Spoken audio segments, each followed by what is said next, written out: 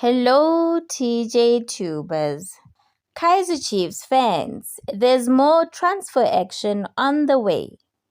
Marketing and Commercial Director Jessica Mutawung has confirmed that Amakhosi are not done yet in the transfer market.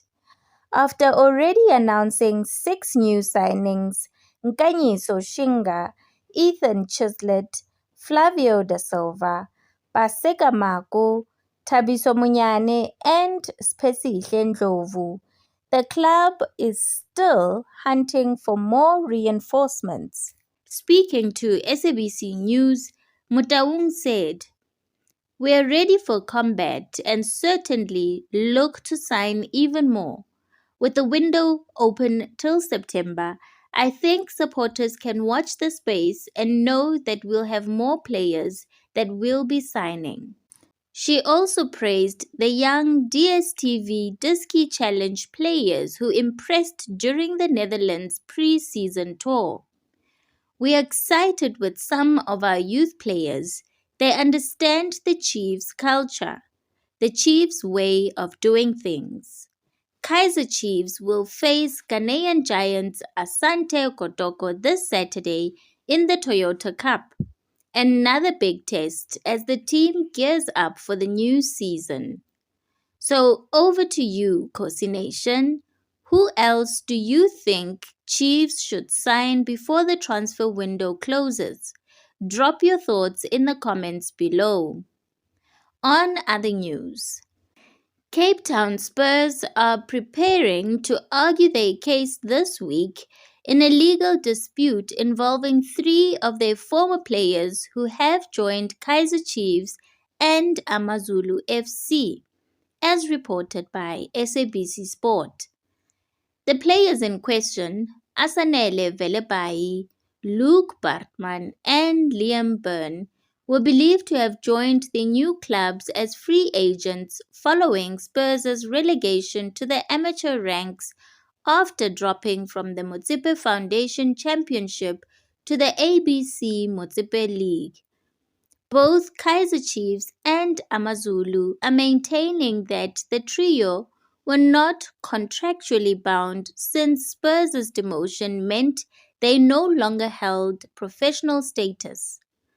Chiefs have already signed Velebai and Bartman, while Amazulu secured the services of Byrne.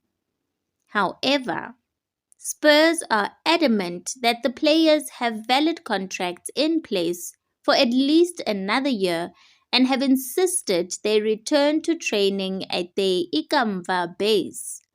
The club has now escalated the matter to the Dispute Resolution Chamber, the DRC, where a series of virtual hearings are set to begin this week.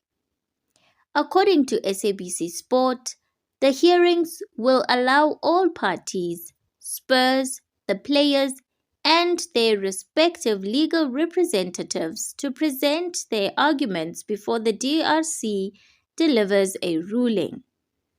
The outcome could have significant implications on how contracts are interpreted following relegation to the amateur divisions. Spurs argue that even though they are now in the amateur ranks, the players' contracts remain binding and any professional club wishing to sign them should have initiated proper transfer negotiations. It is understood that Velebai and Bartman have signed long-term deals with Kaizer Chiefs, while Byrne has done the same with Amazulu. With the 2025-26 season set to kick off in early August, starting with the MTN 8 competition, a verdict is expected to be delivered before the league campaign begins. Amazulu will face Stellenbosch FC in the MTN 8, while Chiefs, who did not qualify for the tournament, will start their season a week later in the Betway Premiership. Will the DRC side with the players or with Spurs? And what does this mean for players' contracts under relegation? Let us know what you think. Were Chiefs and Amazulu right to sign them as free agents? Or do you think Spurs are right to demand their return? Drop your thoughts in the comments. We want to hear from you. Kaizer Chiefs' move for Nigerian striker Idiosa God's Power Ighodaro has hit a surprising delay, and it all comes down to admin issues. Now, if you've been following the transfer news closely, you'll know that Ighodaro was expected to join Amakosi as early as June. But fast forward a month later, and still no official announcement from Naturena. So, what's the holdup? Well, it turns out the delay is linked to Ighodaro's pending South African residence permit. Once that's finalized, he can be registered as a local player, which would be a massive win for Chiefs in terms of freeing up space in their foreign quota. But here's where things get tricky.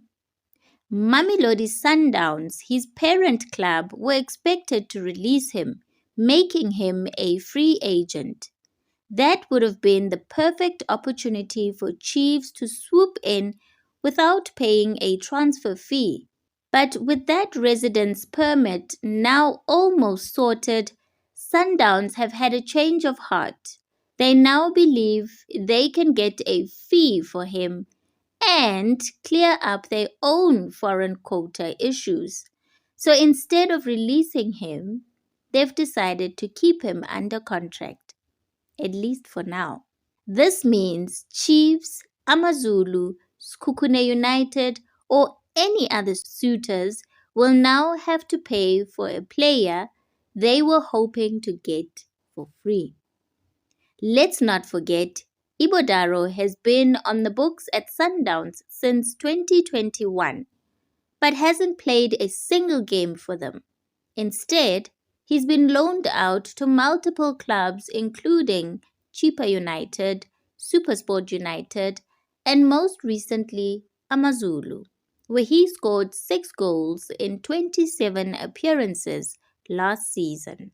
He's due back at Kluerkop for Sundowns' pre-season on Monday, July 21st, but where he'll be next season is still anyone's guess.